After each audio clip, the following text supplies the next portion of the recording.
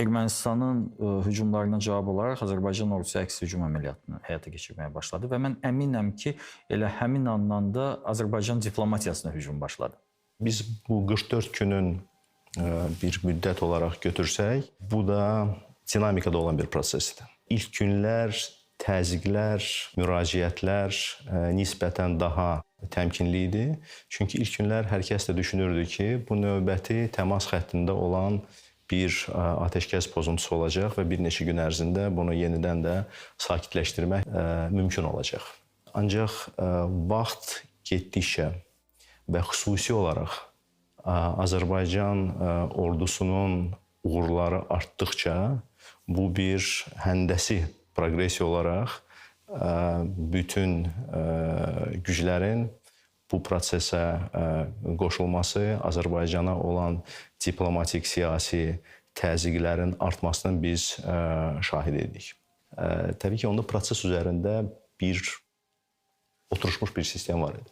Bu Minsk qrupu və onun həmsədrləri institutu, əsas Minsk qrupunun həmsədrləri institutu uzun illər ərzində bu proses üzərində Rusiya, Amerika, Fransa bu üç ölkənin bir monopoliyası var idi və heç kimin dünyada bir iddiası da yoxdur ki, mən bu işlə məşğulum. Ona görə 1 oktyabr tarixində məhz bu üç ölkənin prezidentlərinin də birgə açıqlaması bəyanatı oldu. Ateşkəsin elan edilməsi, hərbi əməliyyatların dayandırılması və Minsk qrupu himayəsi altında danışıqlara başlamaq. Ondan sonra çox cəhdlər oldu. Yəni burada telefon diplomatiyası, danışıqların təşkil edilməsi, hər həmsədr ölkə bir dəfə bu cəhdi etdi, bir dəfə ev sahibliyi buna etdi.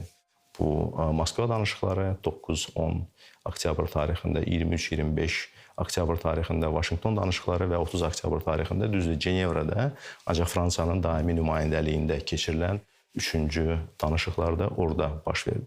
Bizə təbii ki, verilən vədlər ki, biz başa düşürük vəziyyət gərgindir, hər şey fərqli olacaq, biz çox fəal şəkildə bunu edəcəyik, qısa müddət ərzində bunu həll etmək mümkün olacaq. Nədənsə 30 il ərzində bunu həll etmək mümkün deyil idi. Ancaq indi isə bizə vədlər verilirdi ki, siz dayanın, durun və indi danışıqlar tamamilə fərqli bir formatda həyata keçiriləcək.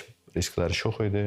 Çünki burada müxtəlif ölkələr, müxtəlif liderlər fərqli bir taktikalardan istifadə edirlər. Kimlərsə sırf diplomatik təzyiq bu dayanmalıdır. Kimlərsə məsələni daşıyırlar beynəlxalq təşkilatlara. Bəzi liderlər də var idi ki, açıq telefon zəngləri vasitəsilə təhdidlər edirlər.